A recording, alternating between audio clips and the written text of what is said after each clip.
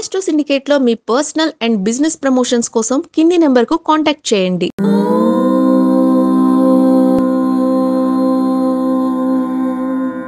ఓం శ్రీ గురుభ్యో నమః. హరి ఓం. ధరణీతనయా రమణీ కమనీయ సీతాంక మనోహర రూపహరే భరతాగ్రజ రాఘవధా శరదే విజయీ భవభద్రగిరీంద్రపతే. బుధలక్షణ లక్షణ సర్వ విలక్షణ లక్షణ పూర్వజ రామ హరే భవపాశ వినాశక హే నృహరే విజయీ భవ భద్రగిరీంద్రపతే. అందరికీ నమస్కారం. సర్వం రామమయం జగత్, అంతా రామమయం, జగమంతా రామమయం. శ్రీరామనవమి శుభాకాంక్షలతో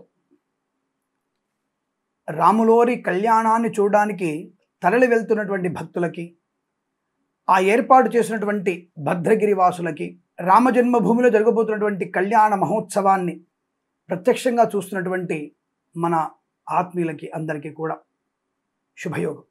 స్వామి, అయోధ్యలో రామకళ్యాణం జరుగుతుందంటే అయోధ్య మందిరంలో జరగదు, ఎందుకంటే ఆయన బాలరాముడు. కానీ అయోధ్య వాసులు అక్కడ తప్పకుండా స్వామివారి కళ్యాణం జరిపిస్తుంటారు. అలాగే చాలామంది తెలియదు, ఈ అమ్మవారి కళ్యాణ సంరంభాలు నేపాల్లో కూడా ప్రారంభమవుతాయి.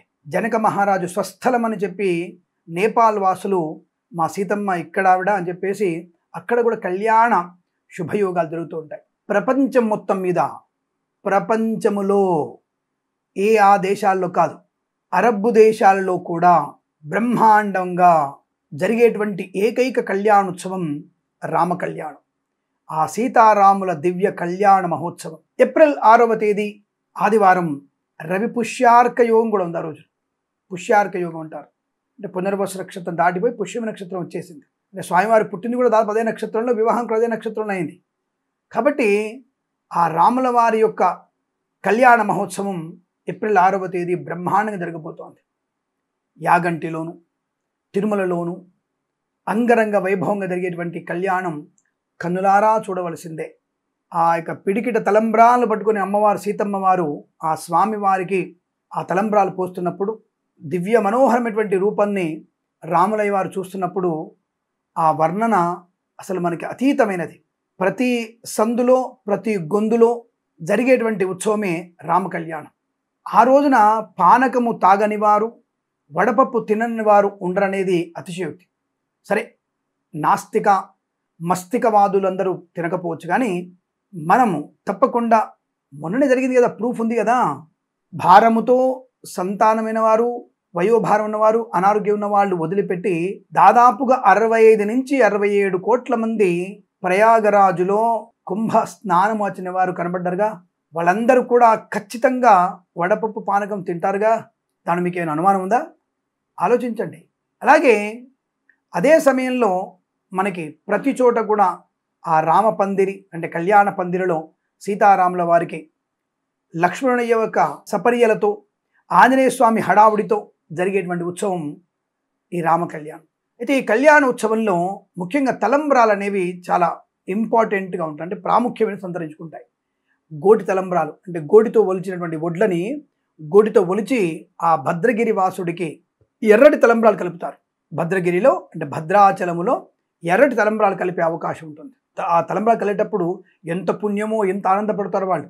అటువంటి అక్షతలు మన ఇంటికి వచ్చినప్పుడు పడే ఆనందం కూడా గొప్పది. అయితే ఇక్కడ విశేషం ఏమిటంటే, ఆ రోజున మనకి కళ్యాణోత్సవం మధ్యాహ్నం 11ంటికి మొదలుపెట్టి 12 గంటల 13 నిమిషాల మధ్యకాలంలో స్వామివారి యొక్క సుముహూర్త గడియలుగా మీరు నిశ్చయించుకోవడం చాలా మంచిది. ఆ గడియల్లో చేస్తే చాలా మంచి ప్రయోజనాన్ని పొందుకుంటారు.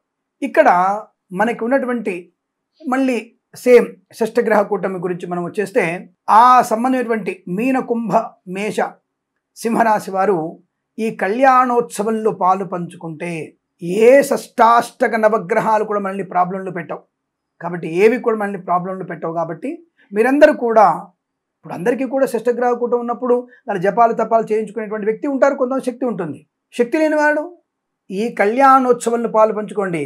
రాముల వారి సీతమ్మ వారి కనుసైగతో గ్రహాలన్నీ కూడా నిగ్రహంగా శుభయోగాన్ని కలిగించాలంతే. ఆ నమ్మకం మనకి సీతారాముల పైన ఉండాలి. ఆ సీతారాముల యొక్క పాద పద్మములను మనం అంటిపెట్టుకుని ఉంటే ఈ షష్టాష్ట నవగ్రహాలన్నీ కూడా మనం ఏం చేస్తాయి? ఏమి చేయలేం. అయితే మరి ఆ స్వామివారికి ఆ గ్రహ స్థితి బాగాలేదు కాబట్టి కదా ఆయన అడవికి వెళ్ళాడంటారు కొంతమంది.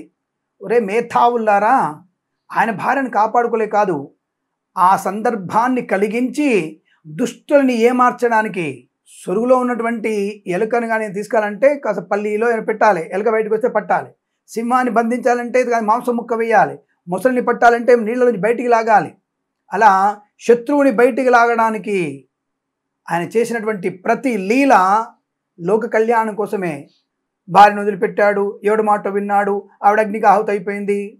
తన బాధ్యత ఎంతవరకు అంతవరకు అమ్మవారు ఉంది, వాళ్ళకి రెస్పాన్సిబిలిటీస్ ఉంటాయి. They want to fulfil them responsibilities. అమ్మవారి రెస్పాన్సిబిలిటీ ఏంటి? రావణాసుర సంహరణ కోసం ఆవిడ అయోనిజగా పుట్టింది. అందుకని రాముల వారితో ఎంజాయ్ చేయడానికి కోసం కాదు, కామన్ సెన్స్తో ఆలోచించండి. అలాగే మానవటువంటి రాముడికి భార్య అయి సంతానం ఇవ్వాలి కదా, వంశాన్ని ఉద్ధరింపజేయాలి కదా.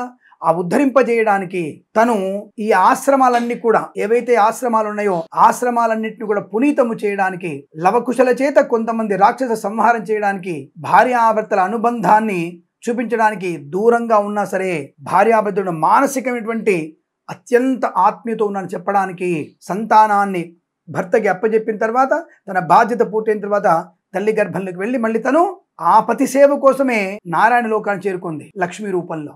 కాబట్టి ఏ యుగంలో అవతరణ ధరించి వారు పర్యాప్తం అయిన తర్వాత మరొక యుగాంతం కోసం యుగంలోకి వెళ్ళడానికి ప్రయత్నం చేస్తున్నారు. యుగాంతం తర్వాత కొత్త యుగంలోకి వెళ్తారు. అంతే తప్ప ఈ రాముడు ఏదో మచ్చబెట్టినట్టుగా చూపించడం కుహానా మేధావులకే చెల్లింది. కాబట్టి రామాయణాన్ని వాల్మీకి రామాయణం మాత్రమే చదవండి, పనికి మాలినటువంటి రామాయణాలు చదవకండి.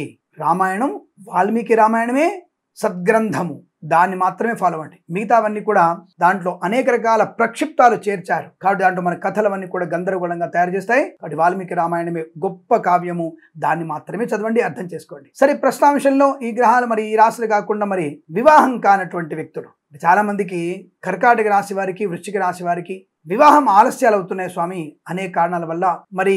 మరి జపాలు పూజలు చేయించుకోలేం కదా. ఏం చేయాలంటే వివాహము కాని వాళ్ళు, సంతానము లేని వాళ్ళు కూడా తప్పనిసరిగా ఏప్రిల్ 6వ తేదీ ఆదివారం రోజున ఈ యొక్క సీతారాముల కళ్యాణోత్సవంలో పాలు పంచుకోండి. తద్వారా స్వామివారిని సేవించండి. ఆ కళ్యాణ ఘట్టాన్ని కనులారా చూడండి. అలాగే ఆ స్వామివారి యొక్క అక్షతారోపణ అక్షతలు అంటే తలంబ్రాల బియ్యాన్ని అందరూ కూడా కాసిని తెచ్చుకొని అల్మారాలో మన పిల్లల మీద వేసుకోవడం వల్ల మంచి ప్రయోజనం. విద్యాభివృద్ధి, ఉద్యోగ ప్రాప్తి, ధనయోగము, రుణ విమోచనము. అంటే రాముడు చేసినటువంటి ప్రతి శ్రమకు తగిన విజయాన్ని పొందుకున్నాడు ఆయన. ప్రతి రాముడికి అపజయమే లేదు. కాబట్టి ఆ రాముడు పడినటువంటి కష్టముతో ఫలితాన్ని, విజయాన్ని మాత్రమే పొందుకునేందుకు మనకు కూడా అటువంటి రామానుగ్రహంతో మనము చేసేటువంటి యొక్క సేవ మనకి అనుకూలవంతమై ఆ సీతారాముల అనుగ్రహంతో మన కార్యసిద్ధి పొందుకొని వివాహమా, సంతానమా, సౌభాగ్యమా, ధనమా, విద్యనా అనే విషయాన్ని మనం ఏది మన సంకల్పం ఉంటుందో ఆ సంకల్పం నెరవేరుతుంది, ధర్మ సంకల్పం నెరవేరుతుంది. కాబట్టి తప్పకుండా ఈ 6వ తేదీ ఆ రాముల వారి యొక్క దివ్య మంగళ రూపం దర్శనం చేసుకొని, ఇప్పుడు అందరూ క్షేత్రానికి వెళ్ళాల్సిన అవసరం లేదు. ఎందుకంటే వీధి వీధిన మనకి ఈ రామకళ్యాణం జరుగుతుంది. ఎక్కడైనా సరే అక్కడ కూర్చొని ఆ స్వామివారి యొక్క నిర్మలమైనటువంటి విగ్రహాన్ని చూసి ఆనందపడండి. సీతమ్మ వారి యొక్క ఆ యొక్క కళ్ళ నుంచి వచ్చేటువంటి ఒక మంచి అనుభూతిని, ఆనందాన్ని, తన పిల్లల మీద తను చూపించే ప్రేమని మనం పొందుకునే ప్రయత్నం చేద్దాం. కాబట్టి ఆ సీతమ్మని కరుణారా చూచి, ఆ రామయ్య సీతమ్మల పెళ్లి చూచి ఆనందపడి అంతా రామమయం, జగమంతా రామమయం అనుకునేటువంటి ప్రయత్నాన్ని చేద్దాం. ఆనందాన్ని పొందుకుందాం. మనతో పాటు మన పిల్లలకి, పెద్దలకి, అందరికీ కూడా స్వామివారి ఆశీస్సులు ఉండేట్టుగా ప్రయత్నం చేస్తూ ఆ యొక్క స్వామివారి కళ్యాణ ఘడియ అంటే కళ్యాణ ఘట్టం, స్వామివారికి ఆవాహనం, కాళ్ళుగరడం, కన్యాదానం, యజ్ఞోపవీతం, భాసిక ధారణ, స్వామివారికి జీలకర్ర బెల్లము, అమ్మవారికి కళ్యాణ మాంగళ్య ధారణ, ఆ తదుపరి మనకి అక్షతారోపణం అంటే తలంబ్రాలు పోయడం, బ్రహ్మముడి, ఆ తదుపరి స్వామివార్ల అమ్మవార్ల అష్టోత్తర నామం. ముఖ్యంగా ఈ యొక్క కళ్యాణ ఘట్టంలో ఆ సీతారాముల ప్రవర్ వినాలి మనం. అంటే అమ్మవారేమో చంద్ర వంశం నుంచి వచ్చింది, అయ్యవారేమో సూర్యవంశం నుంచి వచ్చారు. ఇవి బాగా వినాలి, శ్రద్ధగా వినాలి మనం. అలా వినడం వల్ల మనకి తెలుస్తుంది మన ఋషులు ఎవరు, మన పరంపర తెలుస్తుంది. అలా మనం విని ఆ ఘట్టాన్ని పూర్తి మన పిల్లలకి ప్రయత్నపూర్వకంగా చెప్పే ప్రయత్నం చేస్తే మంచి భవిష్యత్తు, పిల్లల్లో ఒక మంచి చైతన్యవంతమైన స్థితి పొందుకునే అవకాశం ఉంటుంది. తెలియజేసుకుంటూ తప్పకుండా ప్రతి చోట ఈ కళ్యాణోత్సవం అంగరంగ జరుగుతుంది. దాన్ని చూచి ఆనందపడండి. శుభ సౌఖ్యాలు పొందుకోవడానికి కోరుకుంటూ స్వస్తి ప్రజాభ్య పరిపాలయంతాం న్యాయేన మార్గేణ మహిమహేష గోబ్రాహ్మణేభ్య శుభమస్తు నిత్యం లోకా సమస్త సుఖినో భవంతు.